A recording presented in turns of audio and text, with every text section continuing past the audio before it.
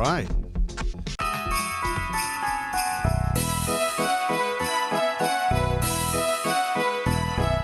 Racking up the snow with your Ojcze. Send Snapchats to the girls from the one-bedroom at Meriton Apartments. Worked in corners all week just to spend this cash tonight. The boys are pumped like the girls' lips are. Let's smash the night away. Hey, jingle bells, Dimche smells on some Versace spray. Oh, what fun it is to ride in a brand new Hyundai. Hey, bought a chair sells, Daniela yells after 14 fucking shots. Who cares about work next week when you took the Monday off? Yeah.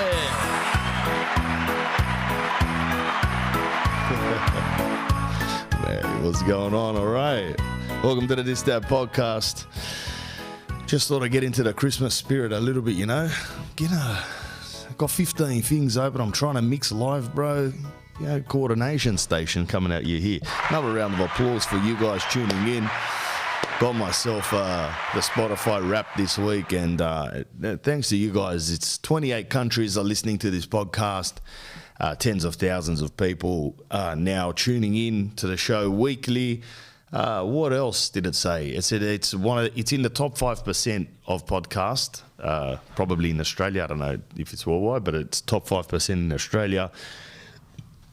A highly dedicated listenership that's gone on. So it's they say that the personality type of the Vladiators is the devotee. So you guys are devoted to this show, and I mean you should be.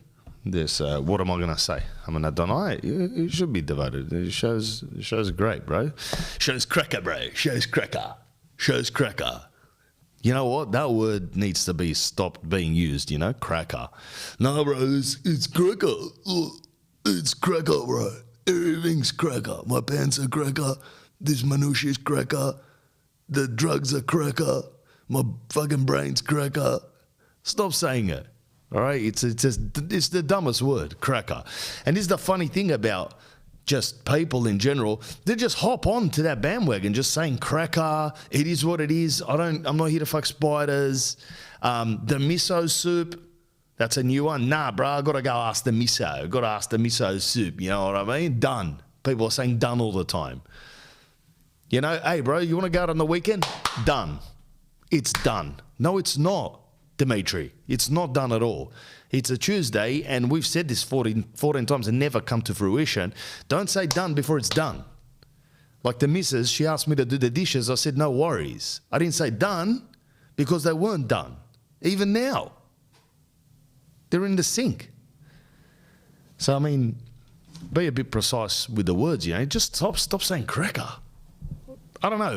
You can say cracker if you want, but to me, it's overuse. It's been done. It's played out, as they say in America from New York, and your style's played out. Like it's played out.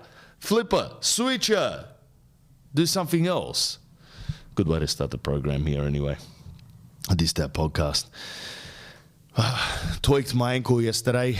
You know, opening Woggalogs, you don't know where they're going to take you. I don't know where it's going to take me. For me, I'm just sitting here, got some acid reflux, pichka materin. I don't know why.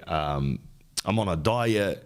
I rolled my ankle yesterday. A couple topics we can talk about. I'm on a diet, so let's just say by the time this podcast comes out, I'll be 90 days alcohol-free. Give it up. Give it up at home, driving the Hyundai i30, give it up there, because that's the longest I've ever gone without alcohol since I was born. So I think I had more alcohol in my formative years between 0 and 7 than I have in the last 90 days. You know, every now and then sneak a little sip of VB from my dad back in the day, have a little shot of rakia when I was 9 years old, you know, after soccer training.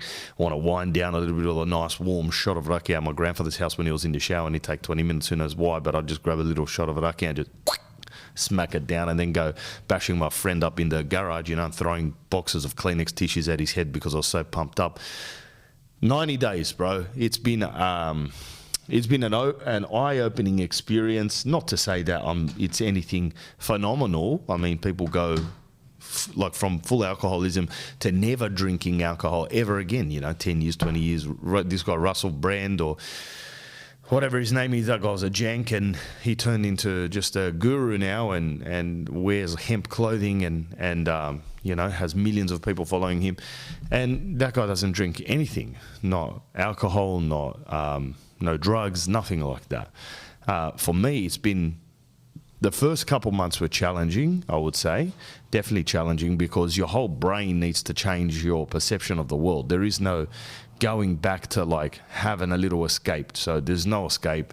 You're staying sober throughout all the trials of life, whatever it may be, arguments, or whether it's like difficulties, work, mental health, physical health. You got to stay sober throughout that stuff, and that's something that was challenging for me for probably the first 6 to 8 weeks. I would say wasn't the easiest of journeys at that point, but the last 4 weeks has been all right. Something's changed in my brain, I would say now, and it's more like I know it's at ease. Like I feel like I've got more control over whatever's happening in my head emotionally. I've got more control over my thoughts, more control over my actions, much more impulse control. I'm not really that bothered in regards to leaping at every passing car. That's something that I've always had a problem with. Impulse and jumping at things was always an issue of mine.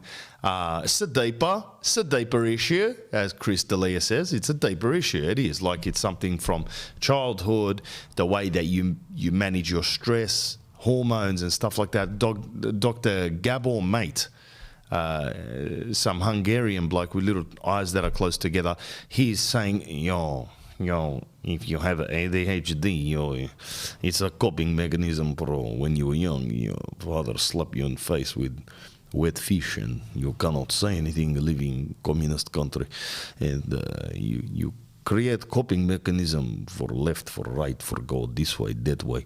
Make sure not to cry. Make your father think you weak little bitch snitch. Throw you in ditch. And he's like, he reckons that the ADHD is that. I don't know if I've got ADHD, but, I've got something like everyone does. But the beauty about going into the fray, going into the silence, going into the sober kind of life is you've got to assess that shit. You can't run away from it. I was listening to Kendrick Lamar this morning, and his newest album, Mr. Morale and Big Steppers, Worldwide Steppers or some shit like that. I listened to it. It's a fantastic album as an art piece for hip-hop from start to end. It's very arty. It's very weird. Talks about a lot of his journey. I think he went into a sober rabbit hole, and it's worked for him, bro. Because that album it's like the hero's journey of enlightenment. I loved it. The first time I listened to it, you listen to an album because you want something to pump you up, to psych you up. But this time I listened with intention. I listened with with attention as well. And the stuff that he was saying was fantastic. He mentioned he had a writer's block he couldn't break for 2 years. That's a big thing, bro. If you're a creative like I am, obviously, and you're relying on that part of your brain to give you ideas, thoughts, creations, which in turn turns to products and a livelihood. This guy, he's probably got 15 million in the account anyway, but he went through a break of creativity, like they call it, a writer's block. And I'll go through that momentarily as well. And it's not a good thing. It's actually it starts to make you doubt yourself. That can happen in real estate, for example, or can happen in other ventures in life, no matter what you're doing. You could be a sailor and then you start getting afraid of the ocean for some reason. Something freaks you out. And then all of a sudden you're like, oh, am I even a sailor anymore? These are the things, that's the devil and the angels, as they say. It's an easy way to simplify the good and the bad thoughts that come through your head to try to dictate your emotion in your life. But for Kendrick, it was like he was in a writer's block. He's got a song where he's arguing with his missus hard and they're swearing at each other and bringing up all this resentment and anger. You can see that he didn't just create that. He's seen that. He's most probably been through that. He's got a couple of kids, so I'm sure that he's looked at his missus as just a massive handbrake, and she's looked at him as a massive speed bump. But whatever. Like, that's just what he's writing about. And he talks about his uncle abusing his mum. Just crazy cool shit, man. But at the same time, the music's great. It's edgy, industrial, it's jazzy, it's hip-hoppy.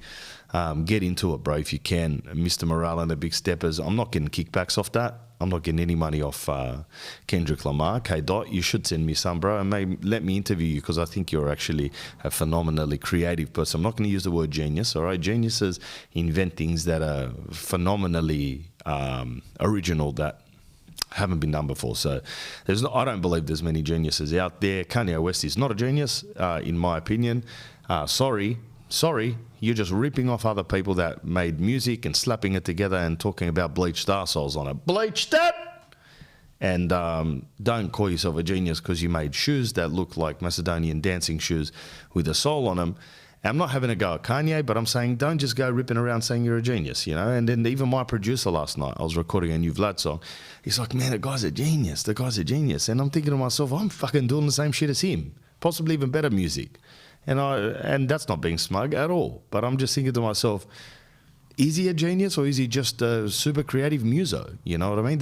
I think there's geniuses out there that write the music, like 10 parts of it, like even just Arcade Fire, and the lyrics are phenomenal. He's not talking about I'm a degenerate and I like head jobs, which is what Kanye says in one of the songs, for lack of better words. I can't remember exactly verbatim what it was, but it was something like that. When I listened to it, I was like, bro, you're 42 and you got 3 kids at the time. What are you doing, bro? Talking about bleached arseholes and shit like that. Wake up. It's too much. You know what I mean? He's not even doing it in satire. Here I'm doing it in satire. This guy's doing it as an experience. Yeah, so that was this morning. I went to the gym. I rolled my ankle last night in tennis yesterday afternoon. I turned up with my mate. I was a little bit tired and flat and just kind of sloppy, and you know, you just feel like I can't be bothered. But he was pumped up to play, and ended up getting on the court, played the first game, he won.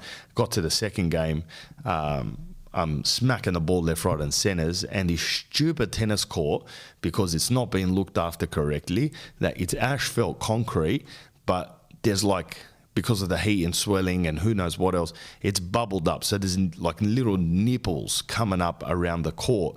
Not little, the size of a fucking plate. You know, upside down plate, call it upside down soup bowl. And I've come like running from left to right to go and smack this like wide shot that my mate hit.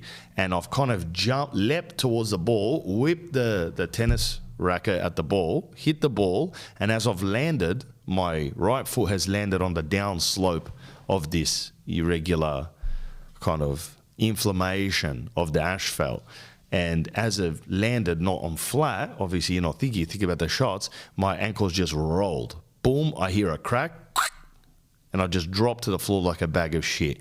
People that were watching around the courts, they're just like, oh, the pain wasn't, say, 10 out of 10, but it was like a 7 out of a 10. I didn't even have the guts to scream or anything. I just held my ankle and laid on my back and didn't say a word for about 5 to 6 minutes. And everyone's coming up to me, hey bro, you all right? Hey bro, I had my eyes closed, my hat on, my sunnies, and I just didn't say a word. And everyone's like, are you okay? Say something. Are you okay? I didn't want to expend any energy whatsoever. My brain was going straight to that swelling ankle and just holding the thought there. I'm like Eckhart Tolle now. So I was just holding that thought. I was just like, just hold it. Not saying anything to anyone, and then slowly people just pissed off, and my mate was standing there. My mate's tapping me with the tennis racket going, you're going to be all right, man. We've got to play this game. You're going to be all right. You've got to play this game. And I'm like, I look at him, I go, you normal then? Like, are you normal? Because I just smacked I just twisted I saw the bottom of my foot as I fell down on this thing. I'm 100 kilos. Saw the bottom of my foot. And what are you going to do? You just want to play? And he goes, yes, I just want to play. I didn't come all the way here just to see you whinging like a little bitch, dude. Get up and play. Stand up on your foot. And I'm like, God, bro, I think I may have broken my foot. He's like, you didn't break it. You know, when you got mates like, hey, you didn't break it, bro. You didn't break it. Relax. You'd be in huge pain if you broke it. So I stood up, and he starts getting on my nerves. So I stood up and I go, yeah. He goes, can you stand on it? I go, yeah, I can stand on it. And he goes, yeah, you're going to be fine. Walk it off a bit, walk it off. But because it was warm and I had already warmed up on the court and my ankle's swelling at this point, I just took his advice. I went and grabbed like a can of this kind of fit aid drink. It's got vitamin Bs and this, that, L-carnitine, L-glutamines, who knows what, other restorative shit. And I just sculled this thing. I think it's got 100 milligrams of caffeine as well, which is what spun me out. And then after that, I just got on the court and I played for another hour and 15 minutes. Needless to say, when I jumped in my car to go and pick up my kids, I couldn't get out of the car afterwards. I put my foot down. I went, ha, ha, ha, ha. Yeah, I was just thinking, fucking Tim! Mutt at him, bro. Yeah, listening to these people. Yeah, so that happened. And today I'm walking around looking like a pregnant woman with cankles, swollen ankles. But yeah, you do what you do, bro. It's a story to tell. It's an experience to learn from. I mean, I did both my ankles exactly the same, but actually worse in 2015. When the first original Vlad skit was done in my car, interestingly enough, on the way to indoor soccer, I did a Vlad skit about my cousin Vlad, who opened up a coffee shop. He's from Bitola, Macedonia. Opened up a coffee shop called Frothin on ya, short for Frothin on ya, but it's just called Frothin. And it's just it's like a cartoon of a lady with a tongue out and someone pouring cappuccino in her mouth. Frothin on ya. And he got the number plates Vlad for you on a 1998 BMW 7 Series. The fat wog, like he just wanted, like, he wants class, status, power. Like, he wanted that big thing. He wanted to drive around like Saddam Hussein or some French president from the 1800s. And they still got the car, the 1998 car. It's 25 years old now, and the cafe's still pumping, bro. And he sees me in the street. He's like, "Why don't you come for coffee, bro?" And I'm just like, "You do my head in." You know, I want to grab a coffee. I don't want to chat to you. These barristers that are making coffee all the time, why? What's with the deep, questions? You know what the question is? Sugar? Do you want it extra hot? Do you want an extra shot? Keep it at that, bro. Don't start asking me about what my daughter's doing or my bowel movements or how's your son's speech? What's your dad up to now? Is he moving houses? I'm just, look, there's too much every day for that depth of conversation. Let's do Friday convo. It's a Friday convo. I know to either avoid it or come in, depending on how I feel. On a Friday, let's have a chat for 5 to 6 minutes while you make the frappuccino. But if it's every day with the fucking Britannica Encyclopedia of questions, I can't. I'm going to ditch you. I'm going to go and see the little Nepalese people over there and just go, "1 almond latte, bro." And they go, "You're not problem, mate." And they just pass it over. Done. Walk out. Get on with my day. Crack on. It's cracker, bro. It's cracker. It's cracker. Worst word, cracker. You'll never hear me say cracker. You'll never hear me say cracker. Apart from here, satirizing that stupid word that someone's come up with. It's cracker. It's cracker. You'll never hear me say cracker. You'll hear me say crapper. That's crapper.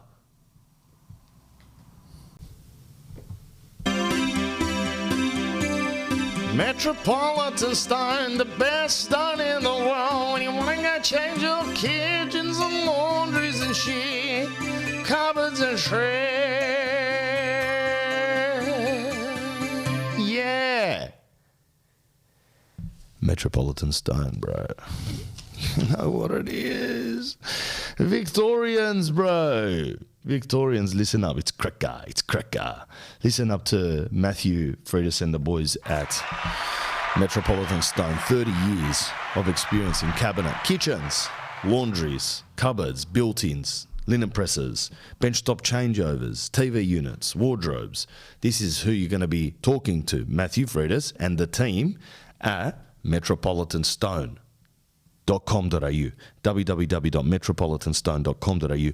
Email is Matthew, MATTHEW, at metropolitanstone.com.au. He spells his name Matthew like the biblical sense, not MATHEU or some new McGrath real estate agent from Double Bay that wants to stand out from the rest, but really we know what he wants to do. Matt, his number is 0425 797 488, 0425 797 488. Kitchen changeovers, just change the bench top if you need. Put new doors, whole new kitchens, bathroom stuff, TV units and wardrobes and built-ins and all of that stuff that I mentioned. It's Crackkkkker, bro. It's Crackkkkker. That's who you want to go to. Metropolitan Stone, supporting the supporters that support the podcast. Make sure you mention Vlad and the Distat podcast. Hey, Matt, how are you, bro? I heard you on the Distat podcast. I'm from Brunswick West. Could you come and fix my bathroom sink, and could you come and put a new kitchen in? Yeah, man, we'll be there tomorrow, bro. You know, don't cut that. I'm not sure if he'll be there tomorrow, but check his schedule. Metropolitan Stone, support the supporters that support the podcast. Wrap. I said, Bruce, super convenience. Bruce, super convenience, bro. He's got some liquid death coming in. I got my hands on some liquid death. This Sydney trip is paying dividends already. Can't wait to import a stack of this for all of us. Liquid death, bro. I love this stuff, you know. It's a spark. Stop it, bro. I got my hands on... Anyway, this Bruce Super Convenience is an ad for Bruce Super. It's a Canberra shop that goes around the whole Australia. The #1 US food snack plug. So anything to do with like chocolates, chips, energy drinks, lollies, confectionery, sauces, dips. Did I say chips? All of that is brucesuper.com.au. brucesuper.com.au. What's the incentive? 10% off at checkout for the code VLAD. You mention VLAD in the checkout on discount code or whatever. It says code there. Put VLAD. Get yourself 10% off. He does these boxes. Black Friday mystery box for $50. Mega Black Friday mystery box for $99. He does every week. He does like what's it called? Competitions and giveaways and things like that. Been a sponsor for a long time. He's got new arrivals every day. Websites updated every day from Europe to Japan to Australia, New Zealand, America, even the Woggy Eastern Bloc European stuff. He's got Pac-Man, cherry and blue raspberry ghost sour candies. These are just letting you know. Mario Kart mystery box item, Racing Cup candy tin, that's good. More Mario brick breaking candies, new Super Mario Star candies. Power Mints by Nintendo, The Legend of Zelda Orange Sword Sours Candy. See, he's got heaps of cool stuff. You go to brucesuper.com.au, brucesuper.com.au, and you mention Vlad in the discount code. Get yourself 10% off to support the supporters that support the podcast. Orange Legal Grant. Victorians. The best lawyer specialising in property law is Orange Legal Group in Victoria. Chartered accountant and a mortgage broker all under the one roof. It's the one-stop shop. They sleep there too as well, so they've got their beds in the walls and under the desks, so they can get to emails and things pretty quickly, efficiently. Kenny runs the boys, fantastic, like a tight-knit Chinese sweatshop. Fantastic prices, but obviously the best conveyancing in Victoria for purchasing and selling properties. If you need to get a loan, they are the place to go. Orange Legal Group have got a full-blown mortgage lender working within their office and a chartered accountant to stitch everything. They are located in Essendon on Mount Alexander Road, but can do all works remotely these days. It's kind of the norm. They can call you, Zoom you, come over to your place. You can come over to them. Anyone in Melbourne and in Victoria, no problem. Free assessment for financial situations because if you mention Vlad, and also you get free contract reviews of any property you're thinking about purchasing. Just hit them up and say, hey, Orange Legal Group, can you please have a look at this? I'm a Vladiator. Accountant will also look at your finances and hook you up as well. So go to www.orangelegalgroup.com.au, orangelegalgroup.com.au, or call them on 8317 1070. Make sure you mention the Distat podcast to support the supporters that support the podcast. Orange Legal Group, supporters of this podcast. Hope you guys enjoy those adverts for these companies. They're awesome friends of the show and of mine now after so much devotion to and support these guys, bro. That's what you got to do. I've been on a diet, so you can see the angles on the camera if you're watching on YouTube. I'm sliced up. There's more definition than fucking Webster's Dictionary out here now then. The neck, earnings deflation station. Going down, feeling and looking much better. 5 kilos. I would say, tip it on the head. I was 4.5, but let's say 5 kilos. You know what I mean? If I go and drop something, it could hit 5 kilos, which is good. Growing a bit of a beard. I do have the beard of a 14-year-old Asian boy, which is not good. I'm well in my ages now. I'm not going to never reveal your age, especially if you've got sunnies on. And I still can't grow a beard. You're not a real man. Are you a real man? Can you even grow beard? Can you sit in sauna and drink half a liter of vodka and still reverse park truck on a steep hill in the Russian countryside? You can't do that? Are you a real man? Does your wife talk back to you? Does she look at you, question your authority? You're not man, you little pussy. So, yeah, beard anyway. Lost 5 kilos. My dietitian, got a dietitian. You know why? Because I needed discipline this time around. It's very strange, but I went out. Like, you know what I mean? Like, sometimes you can't see a therapist and a psychologist because you can't work yourself out. You're still spiraling around with Dimche, Borche, Blagoche in the nightclubs, and you're 34 years old, didn't know what day it is. Then you might see someone that might spark some intelligence in you. I mean, I'm thinking that podcast might do that for you guys, but maybe not. Who knows? Who cares? So I went and saw this lady, and she was like, oh, yeah, tit's jiggling a little bit. Yeah, got a little bit of jiggle in the tit. We can administer these techniques for you. And she did it. She goes, you don't need to exercise hard. I don't listen to that, bro. I exercise 8 hours a week minimum. 8 to 10, possibly even. Yeah, a week. So, you know, that's why the shredding has become, well, it's faster than what she initially prescribed or forecasted. So about 5 kilos has come off. 90 days the alcohol is stopped. I suppose that's helped a little bit. I'm not as bloated or whatever. I still smash some 0 alcohol beers. Anyway, let's get into some questions for Vlad. Ange Militovic. I don't know if she wants me to say the name. If you're going to cut that. New question. How do you maintain intimacy with your wife and have a good marriage with 2 young kids? That's a good question. Look, firstly, I mean, I've got to always put a warning at the start. I'm only speaking of my experience. I can't be giving advice like I'm some psychotherapist, but I can just give you my experience. And the question is, how do you, is it romance, did you say? Maintain? How do you maintain intimacy? Oh, going left. Oh, yeah, I could give you some advice on that. Go left. Yeah, that takes effort, bro. All right, there's a couple of ideas here. Yeah, you must, if you let things go, like if you just let a boat go, it'll just go around in circles, and you're just going to fall off it initially and get your legs chopped off by the motor. But you need to maintain the relationship, just like you need to maintain the tits and the body. That's for a bloke, not having to go you, Ange. But, you know, you need to maintain, bro. The lawns you need to maintain. Same with the side of the... I remember looking at my missus going, look at our hedges in our house. Weeds had grown through the bottom all the way at the top, and then the weeds became a flowering plant on top of the hedges. So the hedges had become totally overrun by these weeds, bro. And I started getting philosophical about it. I said, bitch, got the mutton in, bro. They're my weeds. They're my hedges, sorry. And I went in there, I'm ripping out these weeds like they'd, you know, come to take my house. So it's the same thing. It's like you got to keep a watchful eye. You need to put effort in. Porten Jeterson, the psycho therapist, I was just going to say psycho, he does look like a psycho a little bit on Twitter. I have noticed in the last few weeks. But, you know, maybe stay off Twitter, mate. You know, just stay off it. It angers you, obviously. Just stay off it. But he's like, you need to dedicate time, like have date nights. You have to have it, bro. I'm going on a date night tonight with my missus. I don't think I'll be lifting legs, but...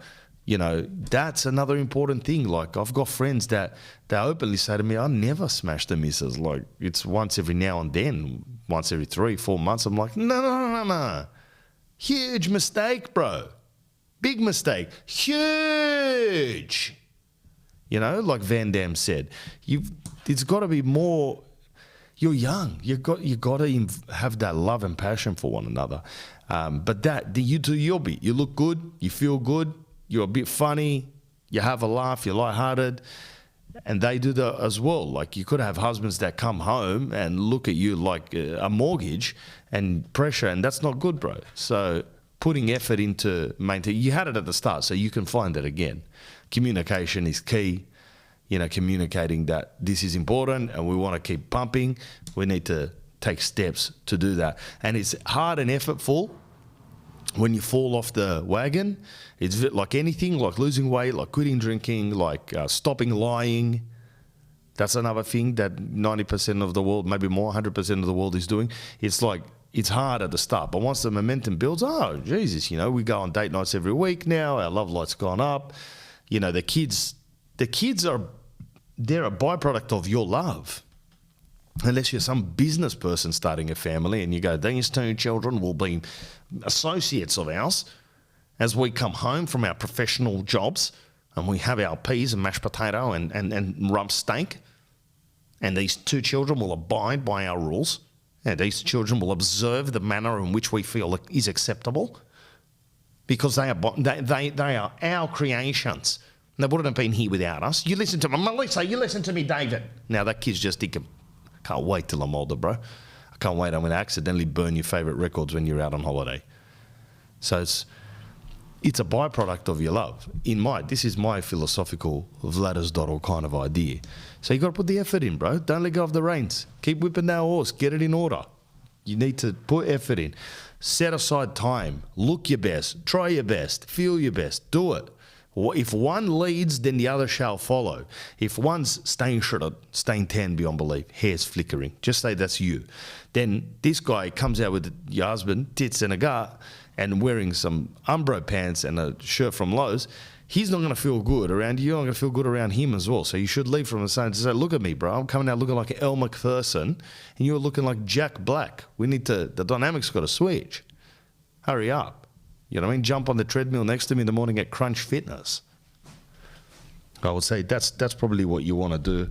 And discipline these kids to give you that time. You know, the kids are little tyrants, bro. They will take every breathing second off you if you allow them. But you got to have some type of respect for yourself.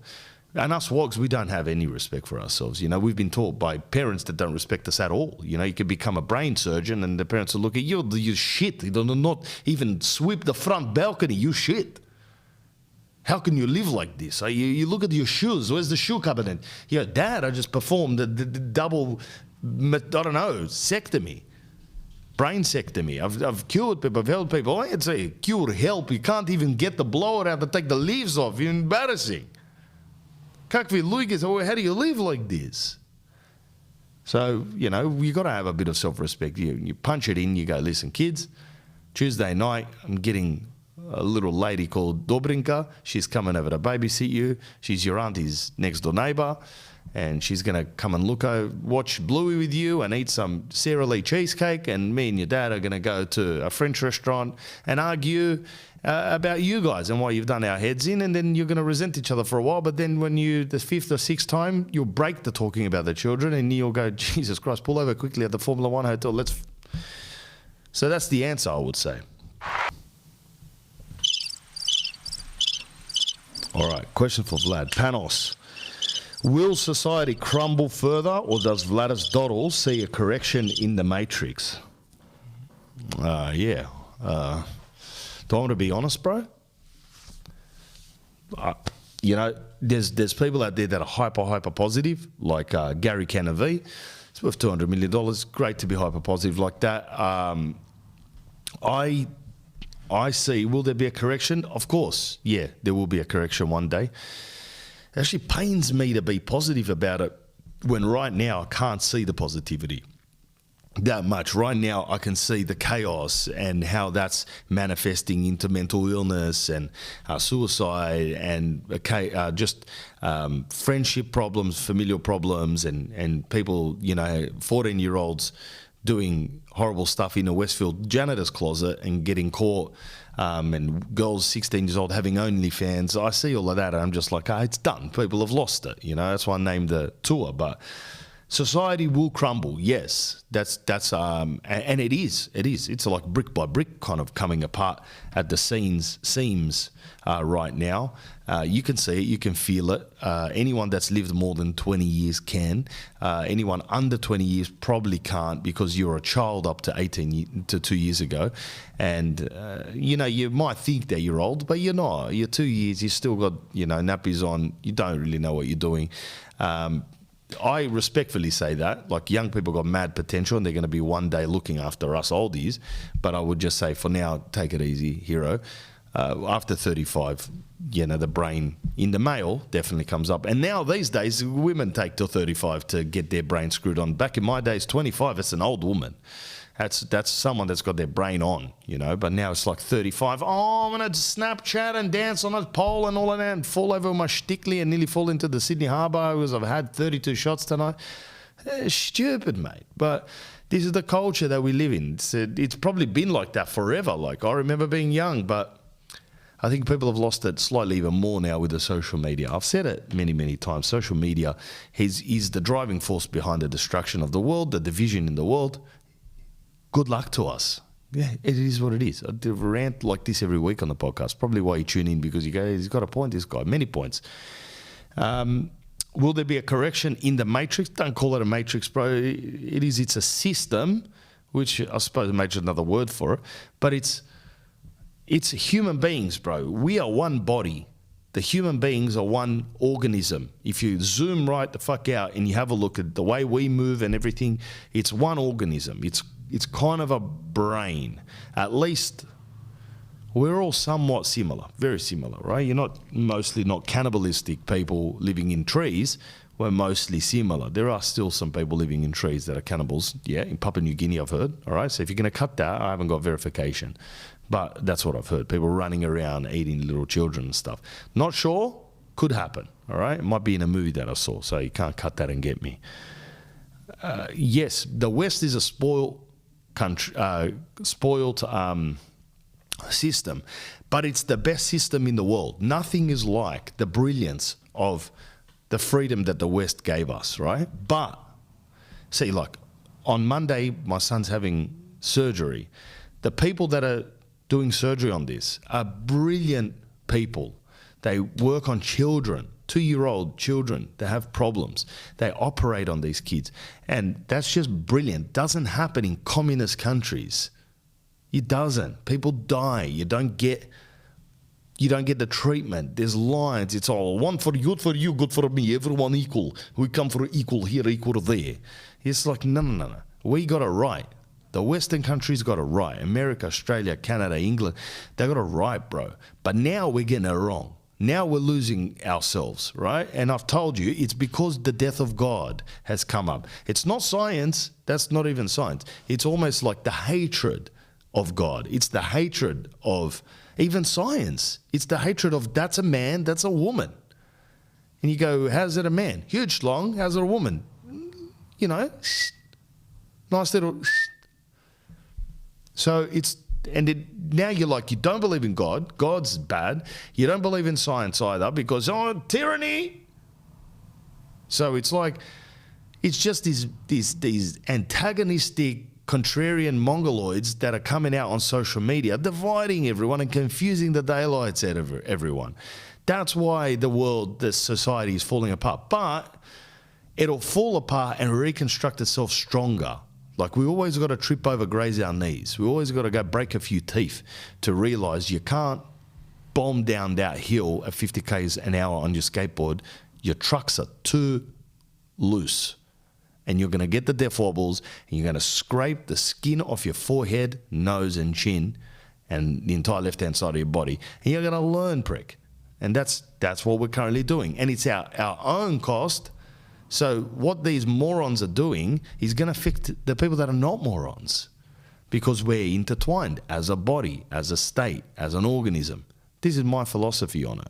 Is you are not separate from society, bro. You will somehow need them. Unless you're totally off the grid and self-sustaining, that's fine. But if a war comes, then you're not self-sustaining. Then whoever's coming to take you is going to take you. You better move into the body at that point. So...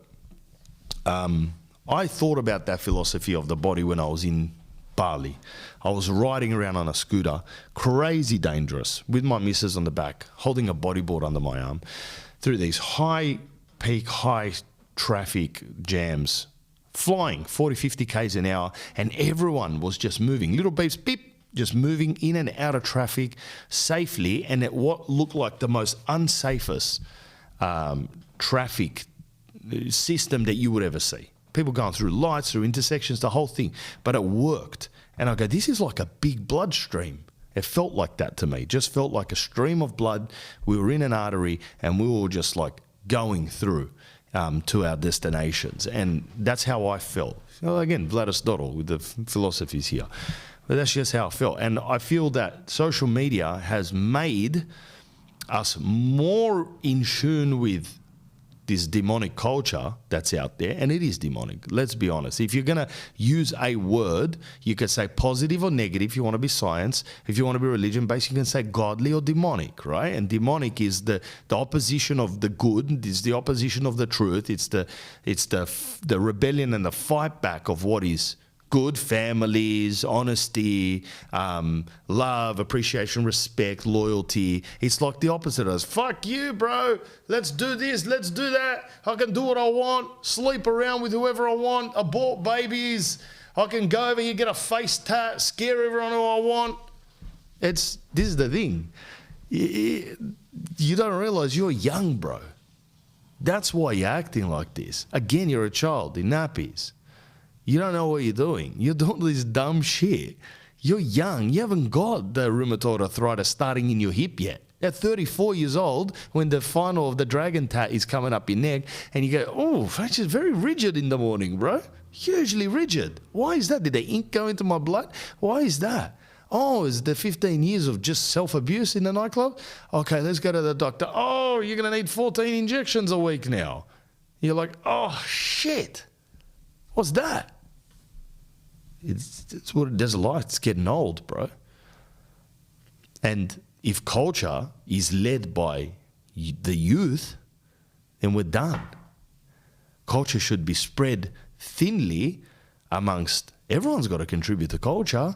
It can't be just between 18 and 28 people that you're looking at on the television. You've got to look at the oldies as well. Thank God for Port and Jettison, because he's 60 years old. We're looking. He's part of the culture now. He's looking in. But what's hype and all of that stuff? I think the two people that are hype at the moment is Port and Jettison and Andrew Tate. And these two people are what you would call conservatives. And that's kind of being hyped up as well. I've said it in a rant the other week in the opening Woggalog. Again, it's not worth bowing down or anything like that. A long rant about this, bro. Will society crumble? Get back to because I'm doing essays here, bro. Will it crumble further? Yes. That's my prediction. Yes, it will crumble further. I'll tell you how, right? This is how my prediction, and I reckon that this will work out pretty much exactly right. People don't want to work. People are lazy. And they are spoiled and entitled, okay? From now, not just young people. I'm talking about because of COVID, people gave us, well, we got 2 years of free pay, and we learned to do stuff and survive on minimal stuff, right? So people have backed off the work. Now the country's shut and there's people not coming in to take all your jobs. We're giving it to the Aussies that don't want to do it.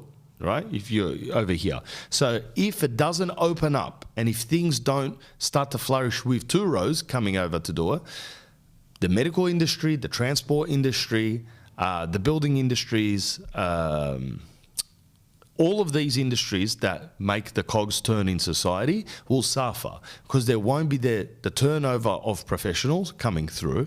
And instead of having, say, 1,000 doctors a year coming out of a certain area, there might be 500 doctors coming out of a certain area. People don't have the patience to finish they drop out more. So if you're a bloke, you'll drop out more from the engineering. So instead of 1,000 engineers coming out, there might be 500. What does that mean? Two things. One, there's a huge delay in time to do anything. So efficiency gets smacked in the mouth.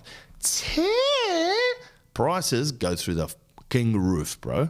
Because these people, the 50% that have made it through, they're like, oh, you need me now. Oh, I've only got 24 hours in a day, bro. Double. You're going to pay double.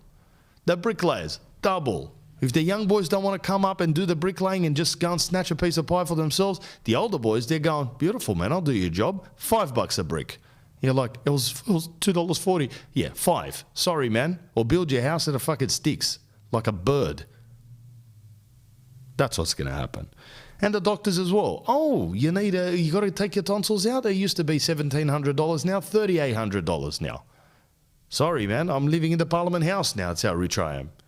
I get driven around like Saddam Hussein. It's supply and demand. This is my prediction, right? I don't see a quick turnaround. I don't see it. I don't feel it. I'm watching real estate agents. They're nowhere. I'm watching real estate agents compared to when I started real estate agents and now totally different. The hustle's different. They want things now. I want it now. I want it done. I want a Rolex. I want a Beamer. I want it now. And you go to him, bro, you've got a goatee that connects around here like Craig David. Beryl Jefferson, who's moved into the area in 1947, her husband went to World War II, doesn't want to give you the business. You've got a tattoo of a flower coming up onto your neck here. You're 24 years old. You smell on beer from last night. She doesn't want a work day. Can't have that. You need to door knock her for 5 years for her to like you and trust you to give her the business. I ain't got 5 years, bro. I want to get that 3 Series M3 next year. I've got that Batman Rolex, Superman Rolex. They're like, brother, your mum called you to bring home milk last night. No Batman Rolex for you. No, Casio, G-Shock, Max. You can't be getting Rolexes. These are for people that have achieved things. Right? That's hence the $15,000 tag. That's why it's cost that much. The person that invented the Rolex, big brain. It works without batteries. Even though my mate the other night when he was wearing it, it said 9:30. I looked at my Apple Watch, it said it was 5 to 10. And I was like, this idiot didn't wind his watch. So this is my prediction of it. And now, to cap it, I pray that I'm wrong. I pray that everything goes together, everything works out perfectly, but I have friends that own businesses. I run a business. My father runs a business. My sister works in big banks and all of that. All feedback in consensus is it is worse. Good luck. I need a coffee and I want a boutique. I'm not going to go to 7-Eleven or BP. A little freak, I need Odyssey coffee, bro. You know how it is. Odyssey coffee, you know. I haven't had an Odyssey coffee in a couple of weeks. I miss it. Shout out to the boys, Matthew and Jimmy, the best coffee from Victoria, another Victorian Vladiator. Odyssey coffee, please get some from www.odysseycoffee.com.au. Odyssey's ODYSSEY, coffee.com.au. Mention Vlad to get yourself a discount in the discount code there. You can email them admin, if you want a big load of it, admin@odysseycoffee.com.au. Now, they have some of the nicest tasting coffee that I've had. Jokes aside, Odyssey coffee is cracker, bro. It's cracker, bro. So make sure you get yourself, their coffee is done from the grounds up, as they say, reimagined. They've got a dedicated team of buyers and roasters, high consistency, flavoursome craft brewing, unique blends of coffee. And they've also got decadent hot chocolate. So get yourself some hot chocolate as well with the missus when you rub up on the couch watching Netflix and lift the leg up. So make sure you touch base with Odyssey Coffee. Fantastic sponsors of the podcast. Been on this podcast for a few seasons now. One season is 3 months, we call it. So a few seasons, dedication station from the boys. Love you very much. Thank you very much for everything. Odyssey Coffee, ODYSSEY coffee.com.au. Mention Vlad, get yourself a discount. Support these people that bring this show to you for free. Wrap. Angel Grove, Toys and Collectibles, Toys and Collectibles, Toys and Collectibles. I fucking Toys and Collectibles. Angel Grove Toys and Collectibles. Discount code Vlad is live now, 10% off. Make sure you get into touch. AngelGroveCollectibles.com, the best collectibles company. This Spider-Man is going up in value as we speak. Hundreds of dollars. This is some Digimon stuff sent out to me. Philip and the team at Angel Grove Collectibles. Coming into Christmas, make sure you get some, please. You go to angelgrovecollectibles.com, get yourself 10% off. Order a load of stuff. Order a couple of $100 worth of stuff. Support the supporters that support the podcast. I mean, what do I need to say and do, bro? These guys are very devoted people to the podcast. You can see they stay on seasons and seasons. And as we grow this podcast, they're obviously getting as much clout and support for their business as well. But in the end, dollars and cents, we need to wrap, dude. They've got Power Rangers, Dragon Ball, Teenage Mutant Ninja Turtles, Digimon, Spider-Man, Pokémon, Marvel, DC, Demon Slayer, One Piece, Naruto, My Hero, their official band Presto partners, 90s nostalgia. They've made a shop about it. Now they're sending it around the whole Australia. Very passionate. Go to their website, angelgrovecollectables.com. You can also shop on their Instagram /Angel Grove Collectables. You'll find them straight away. They go to all of the Comic Cons and everything like that. They've always got a stand. Angel Grove, get yourself your kids, your nephews and nieces, get your dad something. If your dad loves Spider-Man or DC or Batman or Ninja Turtles or some Power Rangers, get on there and get it for Christmas. You'll get it delivered now. That way you're supporting the show as well, because there's, as I've seen on the Spotify Wrap, thousands of people that are devoted to the show. So make sure you give every now and then back to these sponsors that are giving this show to you for free. Thanks very much. Wrap. If you've got a business, please keep it safe. Keep the trolls from Afghanistan and Russia away. You need virtuosos. What did I say? Virtuosos, bro. Keep the hackers at bay. Keep them away with Virtuosos, the #1 Perth-based / Australia-based IT company. Make sure you get in touch with them, because they're going to help you have a fantastic IT experience with your business, small, medium or large. You know what IT's like. Most of them are based in Malaysia somewhere, where you've got someone here in Australia that will look after you. A managed IT service, and it's like a Subway for IT, where you can pick and choose the services you need so you don't get smacked in the ass with a huge fee. They can also come and have a look at your business and whether you're doing it efficiently, smoothly and securely. If not, they'll give you the best advice. You hit them up, virtuosis.com.au. It's virtuosys,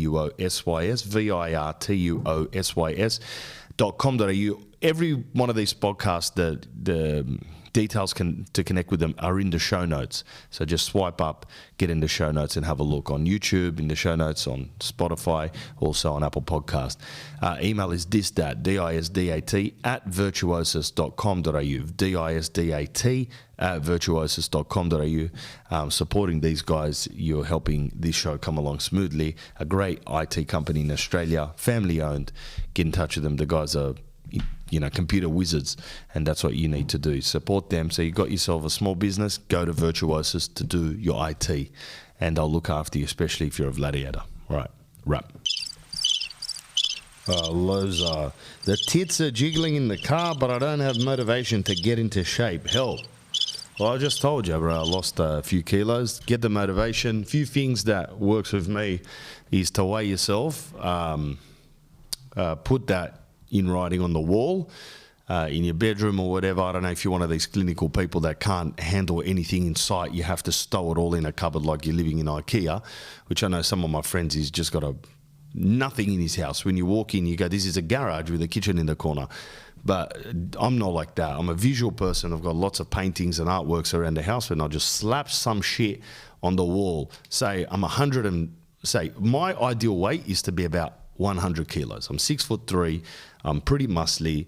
I'm a heavy dude, big wog, Eastern European, bear grappling wog, and big legs as well. Huge! And ideally, I look good around there. 100. If I hit 98, like when I did the Ironman, looked mad, right? Looking shut up. Completely and utterly shut up. That was when I started the Vlad channel. I was shut up, about 100. But during COVID and having the 2 kids and get my head done in, I got up to 108 kilos. So I put 8% on. And then I wrote that on the wall. So I put a goal that I wanted to be, which is 98, right? And I put 108 on the wall. I put a date for 98. I gave myself 6 months. So you don't want to smack yourself in the mouth with 6 weeks, and then by the 3rd week you haven't even lost half a kilo, you're gone. You're going straight to Las Vegas Pizza, or you're driving through for a double quarter pounder and a chocolate sundae with extra topping down the bottom. You'll want to give yourself bite-sized stuff, so then you still can have the Las Vegas Pizza and keep the tits jiggling somewhat less. So I put 108 is my tips, and then I was like, say, whenever I put it, October, say March, 98, right? So it gives you whatever the week is, I don't know, 20 weeks or something like that. And you work that out to be half a kilo a week. You go, that's easy as anything, right? You just have to be slightly hungry before you go to bed, and that's it. 300 or 400 calories in deficiency and you're done. It's very hard to get your head around, because I remember when I was tanking, I didn't feel like I could do it either, but just slowly making the changes. I saw a dietitian, she gave me the rap. She was just like, listen, reduce your carbs, don't be eating refined carbs and shit. You can still have carbs, crack a banana if you need when you go for a run, have some brown rice and tuna when you can have sweet potato mash, this, that. Once a week, twice a week you can have cheat meals. So meals, not a full day of eating just like a hog, but cheat meals. So you have one pizza once a week, for example. That's my cheat meal, pizza. And then you might have like pad thai and some entrees or whatever for another meal. That's another favourite of mine. And then one cheat snack, so ice cream or beer or whatever you want. So you got that balance in there. And then you just track it, bro. From 108, I put down 107.5, and then 107, then 106.8, and then 106, 105.5, 104.5, now 103.8. So it's coming down incrementally and consistently, and that keeps you driving forward. And now when I see next time I go on a weigh-in, hopefully I'm sub 103, and then bang, bang, before you know it, March comes, I might be 98, 97, 100, I don't know, around there. I'll be at a goal. But it's all about consistency and habits, and the habits must be visual. You gotta, to begin a habit, it must be visual. In my opinion, you got to have things up that you keep you accountable, right? So I like writing them, so then I can see it come a tick it off. When I quit smoking, I had 365 days on a wall where I just every day I'd just come home and tick it. When I got to the 5th day, I'd cross 5, so I could count 5, 10, 15, 20. When I got to 365, I was like, I'm cured from durries. I'm not going to smoke again. And a couple of years later, I started smoking a bit again, but quit them again. So I've quit twice. Now I haven't smoked for a couple of years again. I don't know why. 2020, I punched a few durries, and it's very, very insidious, horrible habit. I don't like it. I love it. That's the problem. I love it, and that's why. So make it visual, make it fun, and then like, you know what I mean? Like you go 30 days, you're going to do it, and you lose, say, 3 kilos. Just get yourself something, bro. Go and buy yourself an electric skateboard like I did, and go and cruise the streets and try to not graze every, portion of your body. I don't know, buy something you like, or go to the Formula One next year or something. Set a goal in and give yourself, you're going to buy a jet ski, bro. I'll lose 10 kilos, I'm going to buy a jet ski. Now the tits don't jiggle, I can jump on a jet ski. So give yourself a little bit of an incentive to do it. That's my opinion on it, bro. Everything in moderation as well. Don't go hardcore, go keto. Oh, my missus went keto. She was eating blocks of chocolate like blocks of cheese like Stuart Little at 11 at night. I go, what are you doing? She goes, I got to get fat in, man. I go, have an avocado. You got to have an avocado. She goes, who can stomach 4 avocados a day? Who can stomach just salmon and avocados? She's just eating cheese, blocks of cheese. Like that Ratatouille in that French movie. I'm like, then it can't be good for you, the keto. She goes, no, it's actually really good for your heart, because you're having no carbs and it's just fat. And it doesn't sit well with me. I can't eat that much fat without having other things. But yeah, so just go the balanced Mediterranean diet and wrap. Questions for Vlad. Matthew Russo. How to get into real estate young? Well, real estate has a high level of entry, bro. You have to understand. There's a 5-day course called the Certificate of Registration, which you need to go to the REI or other, accredited associations that can give you those certificate to begin, and then you start real estate 5 days later. It's easier to start real estate than it is to work at McDonald's. You get in, and you get in where you fit in, really. Real estate is a game for people that don't want to study. They don't want to study anything so specific. They just want to be general people that can go in and out and have an exit route. Let me tell you something about real estate, bro. It's not a game, okay? It's a game, but it's not a game, if that makes sense. Speaking in parables over here. It's not a game that you should waste your time on. I know for a fact. I spent many years in that game, and it is something that you should take very seriously. Otherwise, you will fail dismally and have much regret and time lost that you can't replace, bro. So And just because you're young doesn't mean you should listen to Gary Canavi and say, I'm going to spend 10 years in real estate. Do it, but if your heart is not in real estate, if your heart is in mechanics, then you should go and do your mechanics course and go and work for Audi, dude, and work on some of the best cars that you want to work in their life. Audi, of course, Porsche, the whole family, Umbrella, this, that.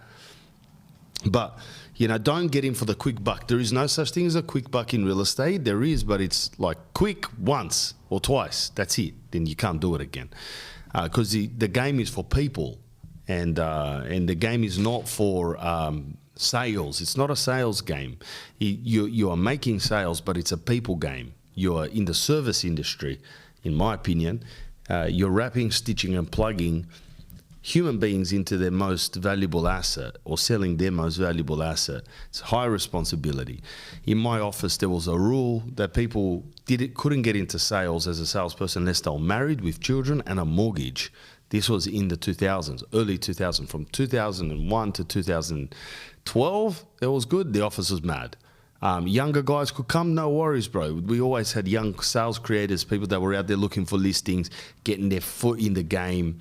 I was one of those guys. I turned into a full-fledged salesperson in 2007. I wasn't married, out of misses though, and I had 2 investment properties, so that kind of qualified. They were like, yeah, all right, mate, you're all right.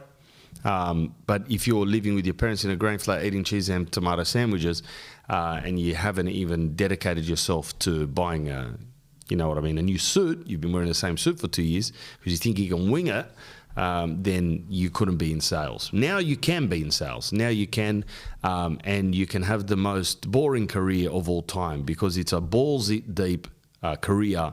You go all the way. You know what career you can do sometimes? Lawn mowing.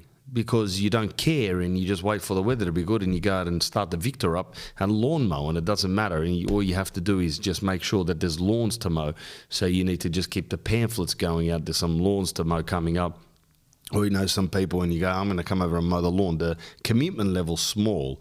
The commitment level to real estate is very, very, very high because the commitment is cultivating a roster of potential vendors that are going to drip feed to you over the time. But then you're up against me, bro. You're up against John with the Ford. You're up against Bill with the Beamer. You're up against Daniela Risky Bitch.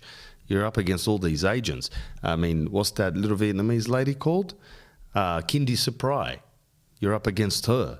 So it's not just, there's no quick pill. Sorry guys. I know you get Uber Eats and you can, you know, renovate a McDonald's burger these days. Your choice is to the roof.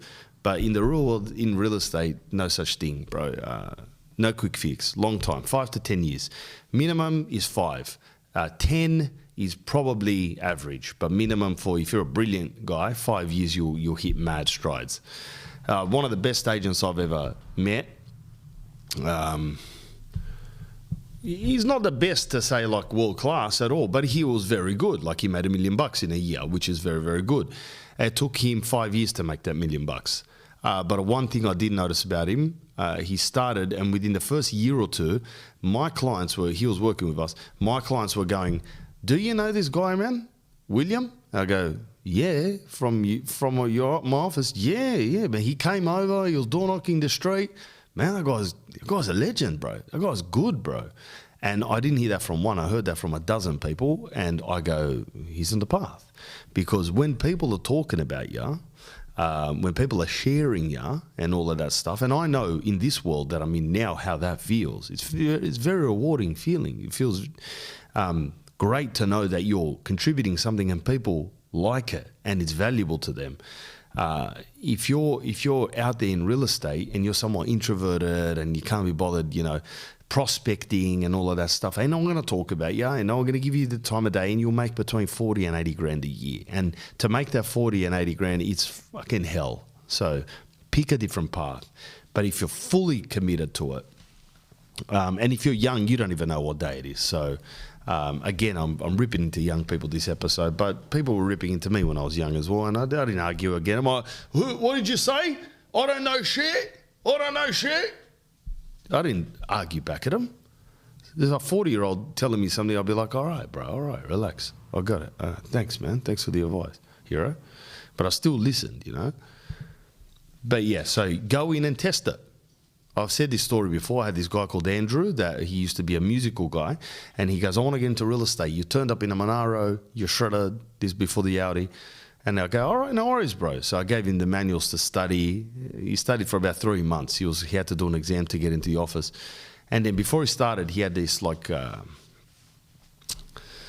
you have to go out and do a field test. And he goes out to do this field test. We have to knock on doors for 2 days straight. You have to bring at least one listing lead each day. 1 or 2, I don't know, something like that. But you got to go and someone's going, yeah, actually thinking about selling, man. When they say that, then that's 1, right? And you can go home for the day. So he comes in at the end of the first day on the 5th day. The guy's sweating. He had a ponytail. He looked like the drummer from fucking a 90s band, Pearl Jam. And he was sitting there in this old grey suit that he got from Roger David and catastropha, some shoes from Hush Puppies. Okay, this guy's not an agent. And he just sat there and he was sweating. He started crying. And I go, why are you crying? He goes, this is the worst job I've ever done in my life. I hate this job. I was like, you are blessed. You're blessed by God because you got out now. Imagine you found that out 8 years in or for 20 years in. Worse. So you're very honest with yourself. I mean, very assertive as well to work out how quickly you do and don't like something. It's awesome. So he just quit right on the day and then he moved on. He got into, I still kind of know the bloke and he's doing greater things. So that's my warning to you. Real estate, it's a fantastic, it's cracker, bro. It's cracker. Fantastic career if it suits you and if you have got the dedication station to do the hard yards. 5 years, bro. People are going to tell you 18 to 24 months. Yeah, for sure. But again, that won't sustain. If you take your foot off at 24 months, if you start doing good shit and you take your foot off the gas at 24 months, you've not generated enough waves for the surf to stay up. It'll just flatten out the next year. Gone. If you take 6 months off, then no one ever going to call you back again. If you do 5 years of hard yards, then you'll have a couple years of lag where people will still remember your name. They'll still keep you in mind. Even if you moved to Saudi Arabia with Andrew Tate so you can smoke argila all day and drink 24 coffees, then you can still get the calls every now. Hey, it's Roger. Hello. How are you, Philip? It's Roger here from Winchester Road. How are you doing? I'm thinking about selling now. And you're like, Roger, I've turned to Islam with Andrew Tate at the moment, but I'll be back next year. I'll wait for you, mate. I'll wait for you. You'll still have that knock-on effect, you know what I mean? So that's what I would say. I forget your name. Whoever it was, thanks for the question. That was the answer. Matthew Russo. Wrap.